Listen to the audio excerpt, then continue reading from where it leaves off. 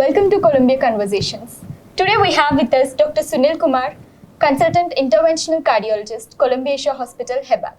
Today we are going to have an interesting topic regarding heart attack. So doctor, welcome you. What do you mean by heart attack?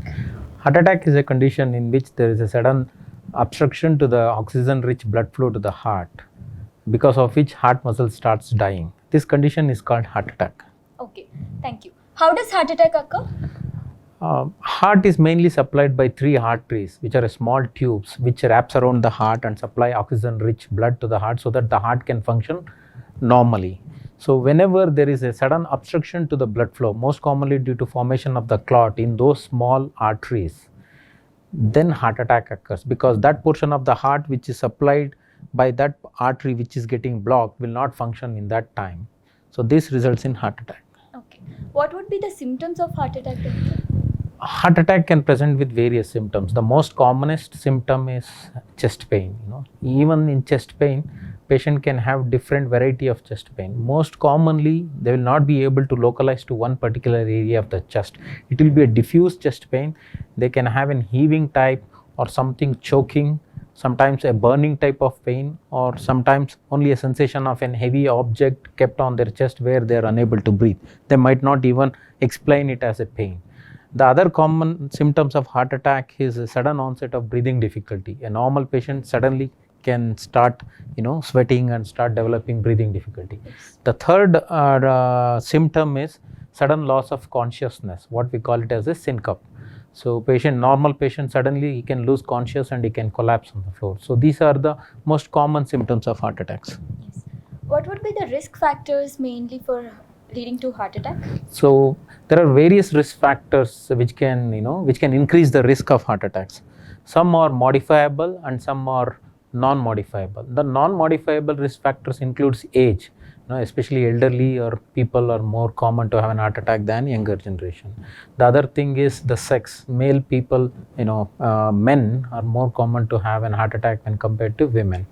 So then the third unmodifiable risk factor is a family history. Suppose if anybody in the immediate member of the family had an heart attack at a lesser age, like less than 50 years of age, then that particular person is at a higher risk of developing an heart attack when compared to another person. So the modifiable risk factors include so many. The most important is a diabetes. Patient who is a diabetic is at a very high risk of developing an heart attack compared to a non-diabetic. The other risk factors include uncontrolled blood pressure and very high cholesterol levels, and especially in younger generation, cigarette smoking. It's again a very important risk factors for heart attack. And other less significant risk factor includes a sedentary lifestyles, unhealthy diet without any lack of exercise. That can also increase the risk of heart attack. So these are the various risk factors by which a person can develop an heart attack. Yeah. As you have mentioned, age is the major risk factor for heart attack. Is it only for the elderly people or any age group can occur? See, few decades back, that means to say 40, 50 years back, heart attack was most commonly seen in elderly people more than 50, 60 years of age. It was very rare to see a young patient with an heart attack. Because of urbanization, modernization and change in the lifestyle, especially sedentary job, lack of exercise, unhealthy diet, and the most important is the cigarette smoking. Nowadays we see heart attack very commonly in younger generation, like say less than 40 years of age. So heart attack is no more a disease of elderly. It is commonly seen in younger generation also, mainly because of these lifestyle changes. Yes. As a bystander, what should we do in a heart attack? Many times, many people will witness a nearby person developing a chest pain.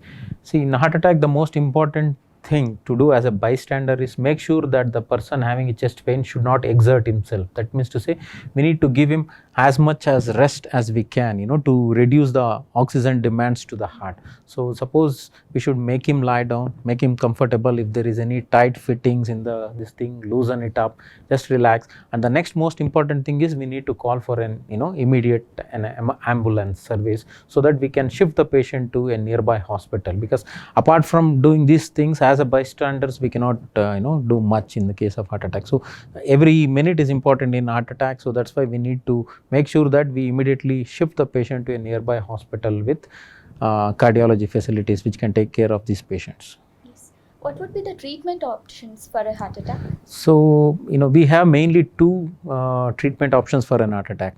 As I already mentioned, heart attack occurs because of sudden formation of the clot in those small arteries which supply blood to the heart. When there is a formation of the clot, the blood flow will not be there. So, our aim is to remove that clot and re-establish the blood flow. So, how you can remove the clot? Either by giving a medicine which dissolves the clot. That is one treatment option. However, the success rate of this clot dissolving medicine at the maximum is 50%. So, the next option is you take the patient to the cath lab, do an angiogram, see where exactly the block is, and then try to aspirate or suck the clot out and re-establish the blood flow and put a stent. This is, we call it as an angioplasty. It's called primary PCI. So, this is a better option because it gives a better results and with less complications compared to the medical therapy. So, these are the two treatment options for heart attack. Yes, thank you. What will happen if a treatment is not started early? So, heart attack is an emergency. So, heart muscles are end cells. That means to say that if they are not getting sufficient blood for some period of time, they starts dying. Once the heart muscles starts dying, we cannot regenerate those muscles.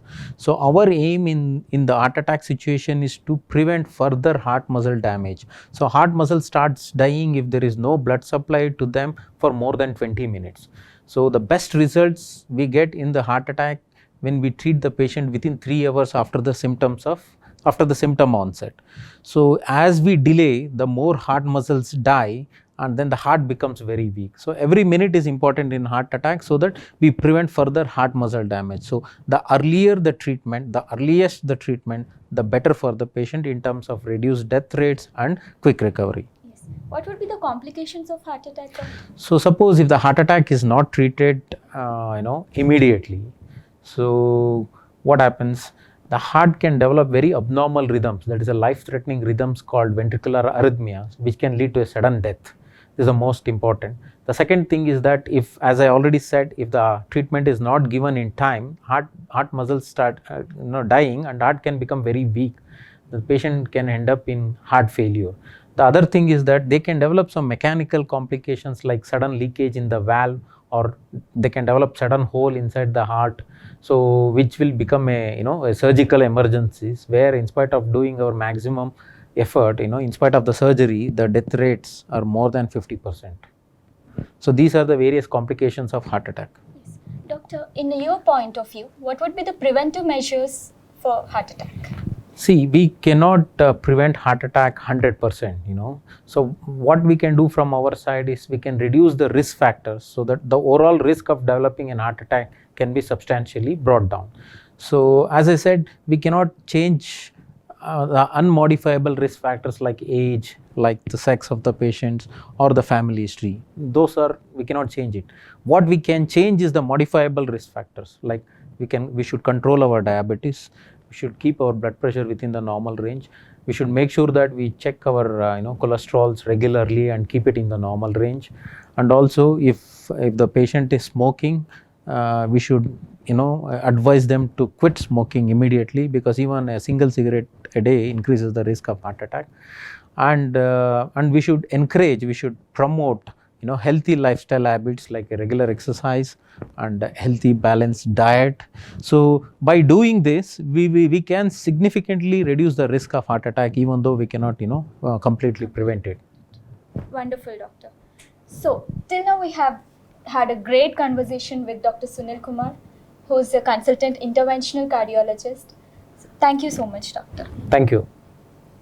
Stay tuned to Columbia Conversations.